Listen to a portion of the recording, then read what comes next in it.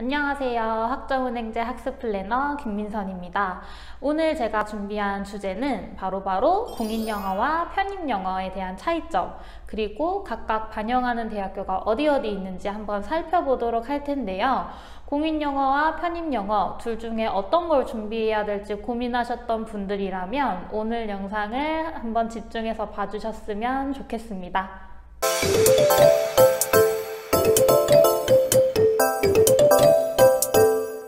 현재 대학생이신 분들은 현재 1학기 종강하고 방학 시즌을 보내고 계실 거예요. 그래서 그런가 반수나 재수 그리고 편입을 특히 알아보시는 분들이 지금 시기에 되게 많으세요. 제가 한두 차례 정도 이전 영상에서 말씀을 드린 것처럼 학점은행제로 준비를 하거나 정규 대학을 다니면서 준비를 하거나 어쨌든 편입 지원 자격을 갖추는 거는 기본적인 요건일 뿐이고 실제로 합격을 하기 위해서는 전형 방법 준비가 가장 중요하다고 말씀을 드렸어요. 대학 측에서 요구하는 전형 방법들 중에서 종류가 여러 가지가 있겠지만 가장 보편적으로 많이 요구를 하면서 학생분들이 가장 많이 어려워하시는 게 아무래도 영어가 아닐까 싶어요. 아까 앞전에도 말씀드린 것처럼 공인영어와 편입영어 이렇게 두 가지로 나뉘게 되는데요. 우선은 각각의 차이점 그리고 특징이 어떻게 되는지 먼저 살펴보도록 하겠습니다. 우선 공인영어부터 먼저 살펴보도록 하겠습니다.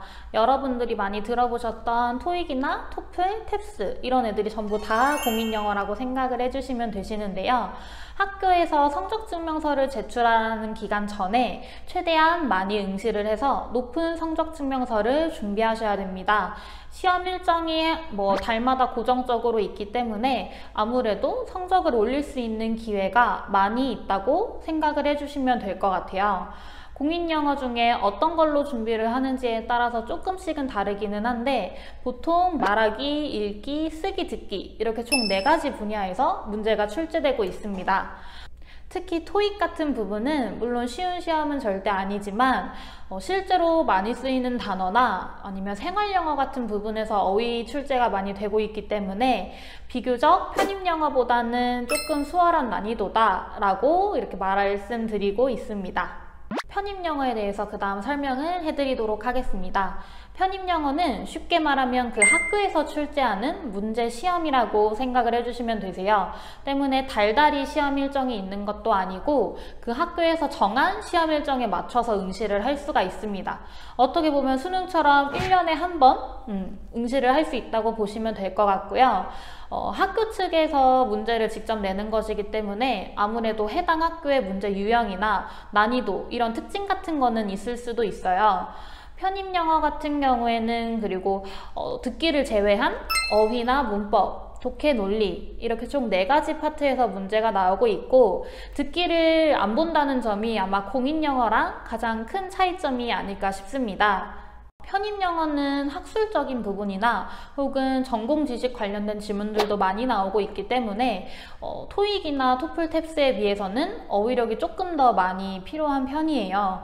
이런 부분들 때문에 편입영어 난이도가 공인영어보다 좀 더 높은 편이라고 말하고 있습니다. 자, 그럼 공인영어가 쉬우니까 무조건 공인영어 편입하는 걸로 준비를 해야겠다 이렇게 하셔야 될까요? 절대 아닙니다. 학교가 요구하는 거에 맞춰서 준비를 해주셔야지 무조건 공인영어가 쉽다고 해서 그것만 준비하시면 절대 안 되거든요. 그렇다면 공인영어랑 편입영어 반영하는 대학이 어디가 있을지 한번 알아보도록 하겠습니다. 공인영어를 반영하는 대학교 종류부터 살펴보도록 하겠습니다. 서울과기대, 서울시립대, 연세대, 성신여대, 부산대, 인천대, 전남대, 전북대 등등 공인영어를 보는 곳들이 많은데 솔직히 말하면 편입영어를 보는 곳보다는 적은 편이기는 해요. 하지만 직업국이나 국공립대학 이쪽으로 준비하시는 분들이라면 공인영어 보는 곳들이기 때문에 토익이나 토플, 탭스를 준비해 주시면 됩니다.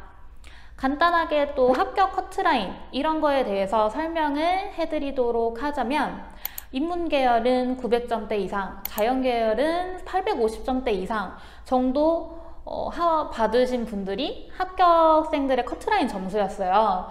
근데 극소수인 점수로도 합격을 받으신 분들도 있고 그리고 학교나 전공에 따라서도 다르기 때문에 무조건 그 점수를 받으면 합격한다 이렇게 마음먹고 준비를 한다기보다는 어차피 공인영어는 시험 일정이 많은 시험이기 때문에 최대한 많이 응시를 해서 높은 점수를 받아서 지원을 하자 이런 마인드로 준비를 해주셔야 될 것 같습니다.